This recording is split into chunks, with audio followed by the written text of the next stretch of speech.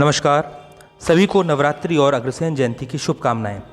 नवरात्र के 9 दिन आदि शक्ति माँ दुर्गा के दिन हैं, जो सभी के लिए पूजनीय हैं। अग्रकुल के प्रणेता अग्रहाधिपति महाराजा श्री अग्रसेन जी भी समस्त समाज के लिए वंदनीय हैं। ये दोनों ही हमारी आस्था के केंद्र हैं। यूँ तो महाराजा अग्रसेन जी रघुकुल से संबंध रखते हैं, परंतु उनका जन्म नवरात्रि के प्रथम दिन होना भी एक दैवीय संयोग ही है। आज जब हम इस बात पर चिंतन करते हैं तो आदिशक्ति दुर्गा और महाराजा अग्रसेन जी को कई मायनों में समान पाते हैं। कुछ बिंदु जो मैं गौर कर पाया हूँ, आप सभी के सामने रख रहा हूँ। आदिशक्ति माँ दुर्गा का प्राकट्य देवताओं की सामूहिक शक्ति से हुआ। उनका उद्देश्य था असुरों का विनाश और धर्म की रक्षा। इसी प्रकार महाराजा अग्रसेन जी का जन्म भी ऐसे समय हुआ जब समाज को न्याय, समानता और संगठन की आवश्यकता थी। दोनों का ही जन्म किसी व्यक्तिगत सुख के लिए नहीं, बल्कि जन कल्याण के लिए हुआ। माँ दुर्गा करुणामयी मातृशक्ति हैं, लेकिन जब अन्याय बढ़ा तो वे महिषासुर मर्दिनी के रूप में नजर आईं। ऐसे ही महाराजा अग्रसेन भी करुणामय थे। उन्होंने अहिंसा को समाज का मूल सिद्धांत बनाया, किंतु शासन के समय वे सख्त, दृढ़ और न्यायप्रिय राजा थे। सच्चा नेतृत्व वही है जो करुणा और शक्ति का संतुलन बनाए रखे।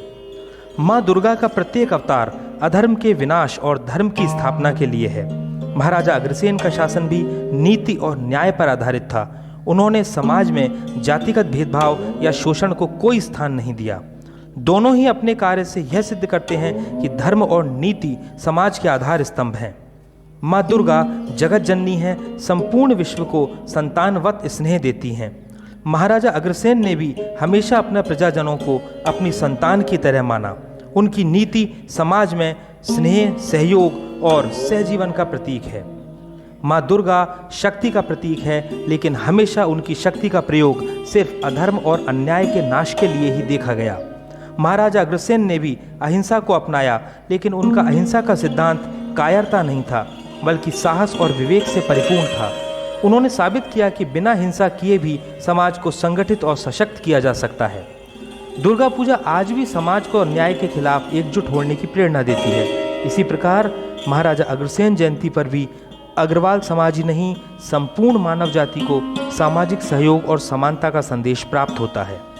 इन सभी बिंदुओं को देखने के बाद लगता है कि शायद महाराजा अग्रसेन जी का जन्म प्रथम नवरात्र को होना संयोग मात्र ही नहीं, विधि का भी स्पष्ट विधान था, और इसीलिए अग्रसेन जी को आदि शक्ति का अंश कहने में भी हमें गौरव महसूस करना चाहिए।